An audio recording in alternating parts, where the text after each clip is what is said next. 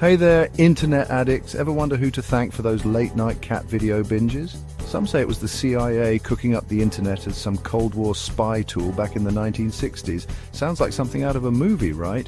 But is there any truth to it? Buckle up, because we're about to unravel this technological conspiracy theory. The internet, that digital behemoth we know and love and sometimes hate scroll through, has a surprisingly complex history. It wasn't a single aha moment, but rather a series of innovations and collaborations that brought us the digital world we inhabit today. So before we slap on our tinfoil hats and start seeing spooks around every corner, let's dive into the real story of how the internet came to be. Get ready for a wild ride through the history of bits, bytes, and government-funded innovation, because things are about to get interesting. To understand the internet's origins, we need to rewind to the 1960s. Picture this: the Cold War is in full swing and the threat of nuclear annihilation hangs heavy in the air. The United States, always eager to outdo the Soviets, was investing heavily in research and development, particularly in the realm of computing. Enter J.C.R. Licklider, a visionary computer scientist who dreamt of a future where computers could communicate with each other. He envisioned a galactic network, a global network of interconnected computers that could share information instantly. Licklider's ideas, though radical at the time, planted the seeds for what would become the Internet. Meanwhile, another crucial piece of the puzzle was being developed: packet switching. This ingenious method of breaking data into small packets and sending them independently across networks would prove essential for creating a robust and resilient communication system. These early breakthroughs set the stage for the Internet's emergence. However, the story gets even more interesting when we explore the role of government and military collaboration in this technological revolution. The Cold War wasn't just a battle of ideologies, it was a technological arms race. The US government, recognizing the strategic importance of computing, poured resources into research and development through agencies like the Advanced Research Projects Agency, or ARPA.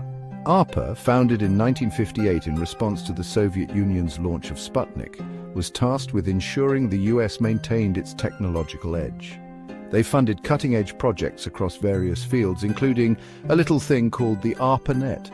The ARPANET, launched in 1969, was a groundbreaking project that connected computers at research institutions across the United States. It was designed to facilitate communication and collaboration among researchers working on projects for the Department of Defense.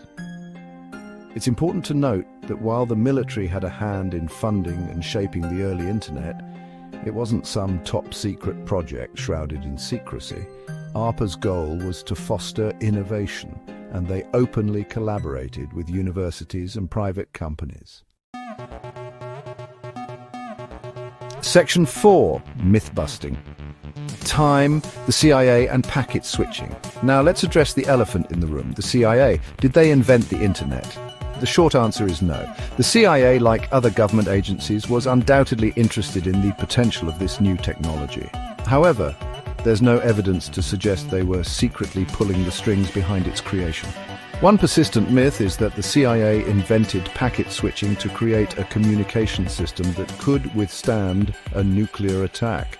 While it's true that packet switching made networks more resilient, it wasn't invented by the CIA. Paul Baran, an engineer at Rand Corporation, developed the concept independently of any government agency. The CIA, like everyone else, benefited from the development of packet switching and the ARPANET. However, attributing the Internet's invention solely to them is a gross oversimplification of a complex historical process. Section 5. ARPANET, the Internet's not-so-secret ancestor. The ARPANET, though not the Internet as we know it today, was a crucial stepping stone. It demonstrated the practicality of packet switching and laid the foundation for the Internet's core protocols, TCP/IP. These protocols, developed in the 1970s, provided a common language for computers to communicate with each other regardless of their underlying hardware or software. The ARPANET wasn't just about moving data, it was about connecting people.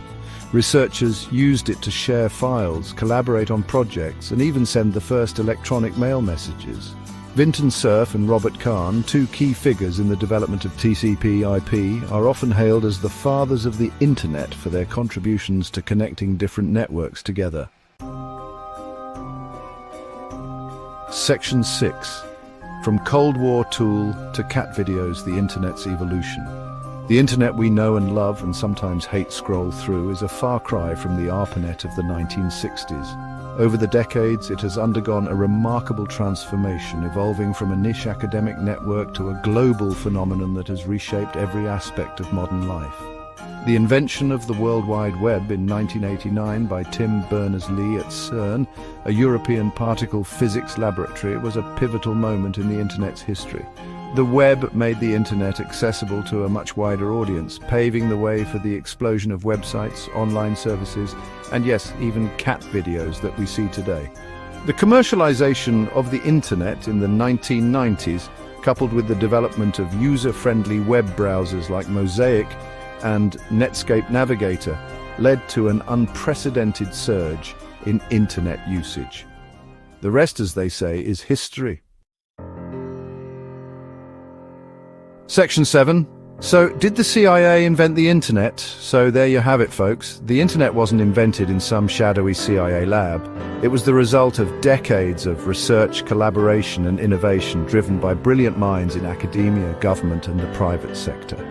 While the CIA and other government agencies played a role in funding and shaping the early Internet, it's crucial to remember that the Internet's development was a collaborative effort.